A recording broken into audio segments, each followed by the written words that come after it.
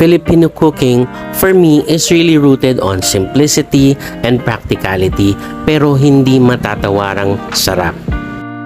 So what's good about Filipino cooking is number one, we focus on the basic processes like pagigisa, pagpapalambot ng karne, or making sure na tama yung timpla ng sarsa or ng sabaw. Second is that we use ingredients that are easy to find. Mabibili natin sa mga palengke, minsan sa tindahan ng kapitbahay, at kadalasan nga nasa kitchen lang natin nakatago sa mga lalagyan natin.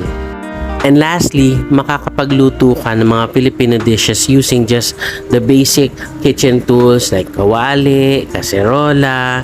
Hindi mo na kailangan ng mga oven, broiler, smoker, or anything like that. So ikaw, what's good about Filipino cooking for you? Hintayin ko ang comment mo down below.